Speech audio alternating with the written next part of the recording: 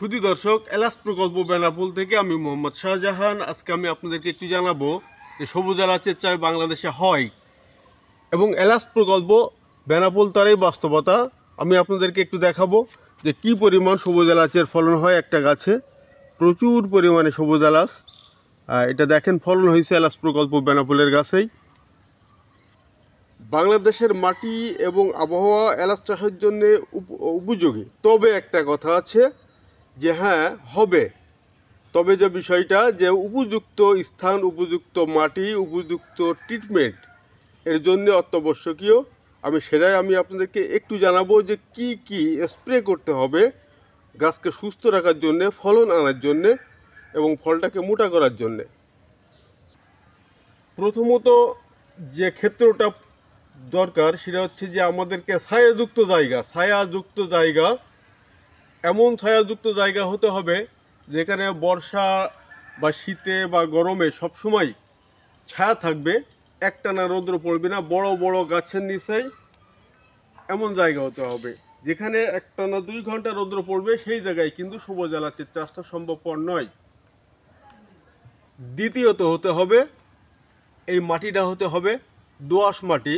দেখেন আপনার একটু দোআঁশ মাটি, এটা বালুর ভাগ খুবই কম থাকবে। বালু মাটিতে কোনো প্রকারের এই সবুজ এলাচ চাষ সম্ভবপর নয়। বালু বাদে মাটির রং যেটাই হোক, আপনার হতে পারে আপনার খয়েরি রঙের বা বাদামি রঙের বা কালো রঙের বা লাল মাটি, যে মাটিই হোক কোনো সমস্যা নাই, সেখানে সবুজ এলাচের চাষটা করা যাবে। সবুজ এলাচ চাষের জন্য যেমন ক্ষেত্র প্রয়োজন, মাটি প্রয়োজন, আলাদাভাবে সচরাচর যে সমস্ত বাংলাদেশের চাষ আছে তার থেকে একটু ভিন্ন জায়গা এবং মাটি।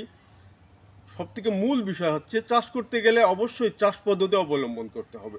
সেই চাষ পদ্ধতিটা অতীব জরুরি, অতীব প্রয়োজনীয়। অন্যথায় আপনি এলাচ গাছ হবে, ফুলের লতি হবে গাছের গোড়ার থেকেই সবুজ এলাচের, কিন্তু সে ফুল ঠিকমতো ফুটবে না এবং ফলন হবে না। এই জন্যে আপনাদেরকে একটি জিনিস বলি, বর্ষার শেষ শীতের আগমন, এই মুহূর্তে গাছকে সুস্থ সবল রাখতে হবে, কেননা কিছুদিন পরেই এই গাছে ফলন দেবে। যারা ইতিপূর্বে সবুজ এলাচের গাছ রোপণ করেছেন, যারা এখনও এই দ্রুত ফলন আসবে এমন চারা রোপণ করতেছেন এলাচ প্রকল্প বেনাপোল থেকে নিয়ে, তাদের জন্য এই বিশেষ পরামর্শ যে আপনারা এই মুহূর্তে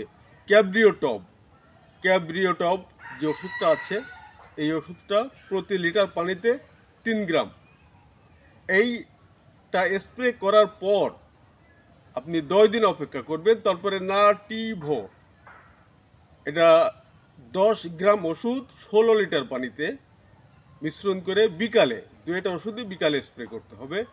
এটা হলো ছত্রাকনাশক বা ভাইরাস নাশক। এটা অতীব জরুরি এই মুহূর্তে যারা চারা রোপণ করছেন বা যাদের গাছ আছে তাদের জন্য। সবুজ এলাচের যখনই ফলন শুরু হওয়ার মুহূর্ত আসে, অর্থাৎ সাধারণত শীতের শেষের থেকে বা শীতের ভিতর থেকে আপনারা গাছে জিব্রেলিক অ্যাসিড 90%, যে ওষুধটা আছে জিব্রেলিক অ্যাসিড 90%, এই ওষুধটা প্রতি 20 দিন পর পর স্প্রে করবেন। তাহলে গাছে উপযুক্তভাবে ফুল ফুটবে, হরমোন যোগাবে এবং ফলন খুব সুন্দরভাবে হবে।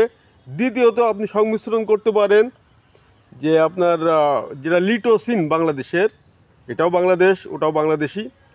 লিটোসিন এই ওষুধটা প্রতি লিটার পানিতে 1 ড্রপ, 1 ফুটা ওষুধ, এটা আপনাকে স্প্রে করতে হবে।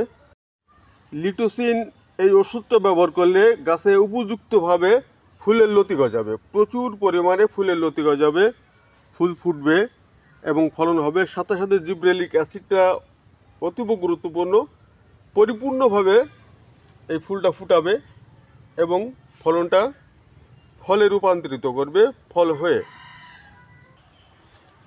এলাচ প্রকল্প বেনাপোল থেকে আমরা এলাচ প্রকল্প বেনাপোলের ইউটিউব চ্যানেলে নিয়মিতভাবে সবুজ এলাচের চাষ তথ্য আপনাদের সামনে তুলে ধরার চেষ্টা করব। আশা করি আপনারা সাথে থাকবেন, চ্যানেলটি সাবস্ক্রাইব করে রাখবেন যাতে আপনারা আমাদের ভিডিও সমূহ দেখতে পারেন।